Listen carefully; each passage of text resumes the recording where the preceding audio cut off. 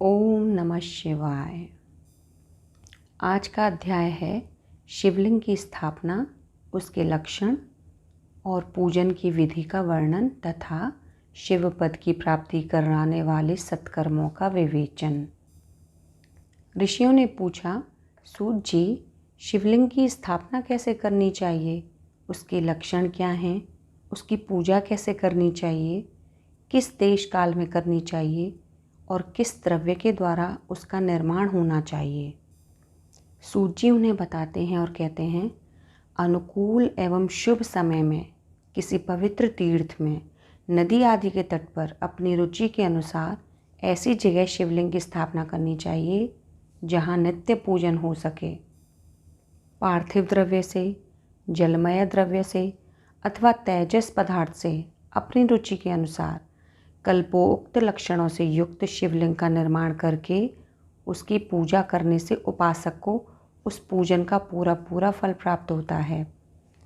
संपूर्ण शुभ लक्षणों से युक्त शिवलिंग की यदि पूजा की जाए तो वह तत्काल पूजा का फल देने वाला होता है। यदि चल प्रतिष्ठा करनी हो तो इसके लिए छोटा सा शिवलिंग अथवा विग्रह श्रेष्ठ माना जाता है, और यदि अचल प्रतिष्ठा करनी हो तो स्थूल शिवलिंग अथवा विग्रह अच्छा माना गया है।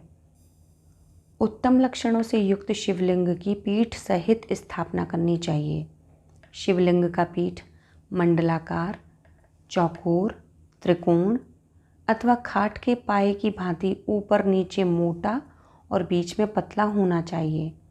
ऐसा लिंग पीठ महान फल देने वाला होता है। पहले मिट्टी से, प्रस्तर आदि से अथवा लोहे आदि से शिवलिंग का निर्माण करना चाहिए। जिस द्रव्य से शिवलिंग का निर्माण हो उसी से उसका पीठ भी बनाना चाहिए। यही स्थावर होता है। चर्च शिवलिंग में भी लिंग और पीठ का एक ही उपादान होना चाहिए, किंतु वाण लिंग के लिए यह नियम नहीं है। लिंग की लंबाई निर्माणकर्ता या स्थापना करने वाले यजमान के 12 अंगुल के बराबर होनी चाहिए। ऐसे ही शिवलिंग को उत्तम कहा गया है। इससे कम लंबाई हो तो फल में कमी आ जाती है, अधिक हो तो कोई दोष की बात नहीं है। चरलिंग में भी वैसा ही नियम है। उसकी लंबाई कम से कम कर्ता के 1 अंगुल के बराबर होनी चाहिए। उससे छोटा होने पर अल्प फल मिलता है, किंतु उससे अधिक होना दोष की बात नहीं है। यजमान को चाहिए कि वह पहले शिल्प शास्त्र के अनुसार एक विमान या देवालय बनवाए जो देवगणों की मूर्तियों से अलंकृत हो। उसका गर्भगृह बहुत ही सुंदर, सुदृढ़ और दर्पण के समान स्वच्छ हो। उसे 9 प्रकार के रत्नों से विभूषित किया गया हो। उसमें पूर्व और पश्चिम दिशा में 2 मुख्य द्वार हों। जहाँ शिवलिंग की स्थापना करनी हो उस स्थान के गर्त में नीलम, लाल वैदूर्य, श्याम, मरकत, मोती, मूंगा, गोमेद और हीरा, इन 9 रत्नों को तथा अन्य महत्वपूर्ण द्रव्यों को वैदिक मंत्रों के साथ छोड़ें। सत्योजात आदि 5 वैदिक मंत्रों द्वारा शिवलिंग का 5 स्थानों में क्रमशः पूजन करके अग्नि में हविष्य की अनेक आहुतियाँ दे और परिवार सहित मेरी पूजा करके गुरुस्वरूप आचार्य को धन से तथा भाई बंधुओं को मनचाही वस्तुओं से संतुष्ट करें।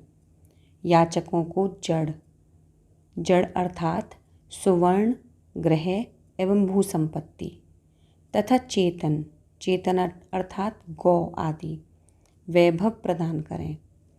स्थावर जंगम सभी जीवों को यत्नपूर्वक संतुष्ट करके एक गड्ढे में सुवर्ण तथा 9 प्रकार के रत्न भरकर सद्योजात आदि वैदिक मंत्रों का उच्चारण करके परम कल्याणकारी महादेव जी का ध्यान करें।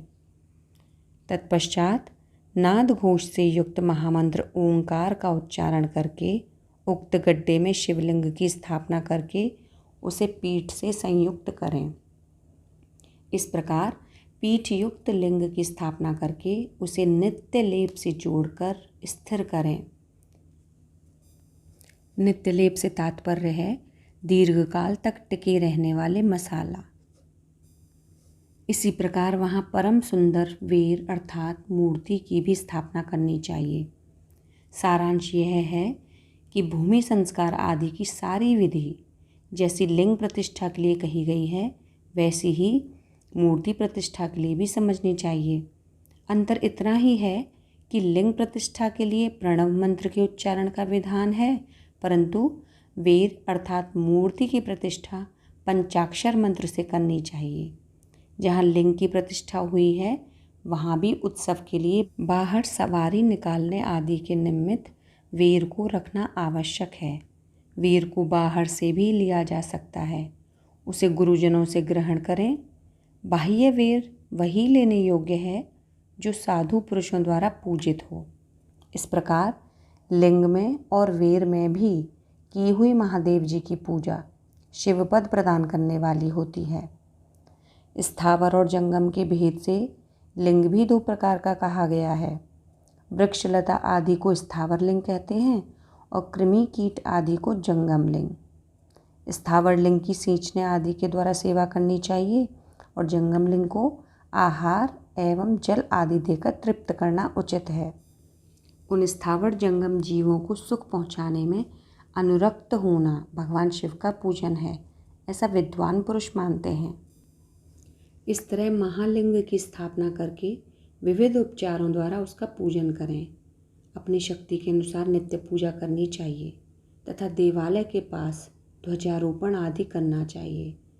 शिवलिंग साक्षात शिव का पद प्रदान करने वाला है, अथवा चरलिंग में षोडशोपचारों द्वारा यथोचित रीति से क्रमशः पूजन करें। यह पूजन भी शिवपद प्रदान करने वाला है। आवाहन, आसन, अर्घ्य, पाद्य, पादांग्य आचमन, अभ्यंग पूर्वक स्नान, वस्त्र और यज्ञोपवीत, गंध, पुष्प, धूप, दीप, नैवेद्य, तांबूल समर्पण, नीराजन, नमस्कार और विसर्जन, ये 16 उपचार हैं। अथवा अर्घ्य से लेकर नैवेद्य तक विधिवत पूजन करें। अभिषेक, नैवेद्य, नमस्कार और तर्पण, ये सब यथाशक्ति नित्य करें। इस तरह किया हुआ शिव का पूजन शिवपद प्रदान करने वाला होता है। क्रमशः परिक्रमा और नमस्कार करने से भी शिवलिंग शिवपद की प्राप्ति कराने वाला होता है। यदि नियम पूर्वक शिवलिंग का दर्शन मात्र कर लिया जाए तो वह भी कल्याणप्रद होता है। मिट्टी, आटा, गाय के गोबर, फूल, कनेर, पुष्प, फल, गुड़, मक्खन, भस्म तथा अन्न से भी अपनी रुचि के अनुसार शिवलिंग बनाकर उसका पूजन करें, अथवा प्रतिदिन 10,000 प्रणव मंत्र का जप करें, अथवा दोनों संध्याओं के समय एक एक सहस्त्र प्रणव का जप किया जाए। यह क्रम भी शिवपद की प्राप्ति कराने वाला है। जप काल में मकारांत प्रणव का उच्चारण मन की शुद्धि कराने वाला होता है। समाधि में मानसिक जप का विधान है तथा अन्य सब समय में भी उपांशु जप ही करना चाहिए। नाद और बिंदु से युक्त ओंकार के उच्चारण को विद्वान पुरुष समान प्रणव कहते हैं। यदि प्रतिदिन आदरपूर्वक 10,000 पंचाक्षर मंत्र का जप किया जाए अथवा दोनों संध्याओं के समय एक एक सहस्त्र का ही जप किया जाए तो उसे शिवपद की प्राप्ति कराने वाला समझना चाहिए। ब्राह्मणों के लिए आदि में प्रणव से युक्त पंचाक्षर मंत्र अच्छा बताया गया है। द्विजों के लिए नमः शिवाय के उच्चारण का विधान है।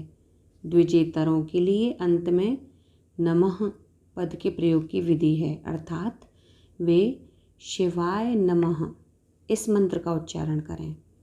स्त्रियों के लिए भी कहीं कहीं विधिपूर्वक नमोअंत उच्चारण का ही विधान है, अर्थात वे भी शिवाय नमः का ही जप करें। कोई कोई ऋषि ब्राह्मण की स्त्रियों के लिए नमः पूर्वक शिवाय के जप की अनुमति देते हैं, अर्थात वे नमः शिवाय का जप करें। पंचाक्षर मंत्र का 5 करोड़ जप करके मनुष्य भगवान सदाशिव के समान हो जाता है। 1, 2, 3 अथवा 4 करोड़ का जप करने से क्रमशः ब्रह्मा, विष्णु, रुद्र तथा महेश्वर का पद प्राप्त होता है। अथवा मंत्र में जितने अक्षर हैं उनका पृथक पृथक 1-1 लाख जप करें, अथवा समस्त अक्षरों का एक साथ ही जितने अक्षर हों उतने लाख जप करें। इस तरह के जप को शिव पद की प्राप्ति कराने वाला समझना चाहिए। ब्राह्मण को चाहिए कि वह प्रतिदिन प्रातःकाल 1008 बार गायत्री का जाप करे। ऐसा होने पर गायत्री क्रमशः शिव का पद प्रदान करने वाली होती है। वेदों का पारायण भी शिव पद की प्राप्ति कराने वाला है। अन्यान्य जो बहुत से मंत्र हैं उनका भी जितने अक्षर हों उतने लाख जप करें। इस प्रकार जो यथाशक्ति जप करता है वह शिव पद प्राप्त कर लेता है। अपनी रुचि के अनुसार किसी एक मंत्र को अपनाकर मृत्यु पर्यंत प्रतिदिन उसका जप करना चाहिए, अथवा ओम इस मंत्र का प्रतिदिन 1 सहस्त्र जप करना चाहिए। जो मनुष्य भगवान शिव के लिए फुलवाड़ी या बगीचे आदि लगाता है तथा शिव के सेवा कार्य के लिए मंदिर में झाड़ने बुहारने आदि की व्यवस्था करता है, वह इस पुण्य कर्म को करके शिव पद प्राप्त कर लेता है। भगवान शिव के जो काशी आदि क्षेत्र हैं उनमें भक्तिपूर्वक नित्य निवास करे। वह जड़ चेतन सभी को भोग और मोक्ष देने वाला होता है। अतः विद्वान पुरुष को भगवान शिव के क्षेत्र में आमरण निवास करना चाहिए। पुण्य क्षेत्र में स्थित बावड़ी, कुआं और पोखरें आदि को शिवगंगा समझना चाहिए। वहाँ स्नान दान और जप करके मनुष्य भगवान शिव को प्राप्त कर लेता है। अतः मृत्यु पर्यंत शिव के क्षेत्र का आश्रय लेकर रहना चाहिए। जो शिव के क्षेत्र में अपने किसी मृत संबंधी का दाह, दशाह, मासिक श्राद्ध, सपिंडीकरण अथवा वार्षिक श्राद्ध करता है, अथवा कभी भी शिव के क्षेत्र में अपने पितरों को पिंड देता है, वह तत्काल सब पापों से मुक्त हो जाता है। शिव के क्षेत्र में 7, 5, 3 या एक ही रात निवास कर लिया जाए तो भी शिव पद की प्राप्ति होती है। लोक में अपने अपने वर्ण के अनुरूप सदाचार का पालन करने से भी मनुष्य शिव पद को प्राप्त कर लेता है। कामना पूर्वक किए हुए अपने कर्म के अभीष्ट फल को शीघ्र ही पा लेता है। निष्काम भाव से किया हुआ सारा कर्म साक्षात शिव पद की प्राप्ति कराने वाला होता है। दिन के 3 विभाग होते हैं, प्रातः, मध्याह्न और सायाह्न। इन तीनों में क्रमशः एक एक प्रकार के कर्म का संपादन किया जाता है। प्रातःकाल को शास्त्र विहित नित्य कर्म के अनुष्ठान का समय जानना चाहिए। मध्याह्न काल सकाम कर्म के लिए उपयोगी है तथा सायंकाल शांति कर्म के लिए उपयोगी है। इसी प्रकार रात्रि में भी समय का विभाजन किया गया है। रात के 4 प्रहरों में से जो बीच के 2 प्रहर हैं उन्हें निशीथ काल कहा गया है। विशेषतः उसी काल में की हुई भगवान शिव की पूजा अभीष्ट फल को देने वाली होती है। ऐसा जानकर कर्म करने वाला मनुष्य यथोक्त फल का भागी होता है। विशेषतः कलयुग में कर्म से ही फल की सिद्धि होती है। अपने अपने अधिकार के अनुसार ऊपर कहे गए किसी भी कर्म के द्वारा शिवाराधन कराने वाला या करने वाला पुरुष यदि सदाचारी है और पाप से डरता है तो वह उन कर्मों को पूरा फल अवश्य प्राप्त करेगा। ऋषियों ने कहा, सूत जी, पुण्य क्षेत्र कौन कौन से हैं जिनका आश्रय लेकर सभी स्त्री पुरुष शिवपद प्राप्त कर सकते हैं, यह भी हमें बतलाइए। ओम नमः शिवाय।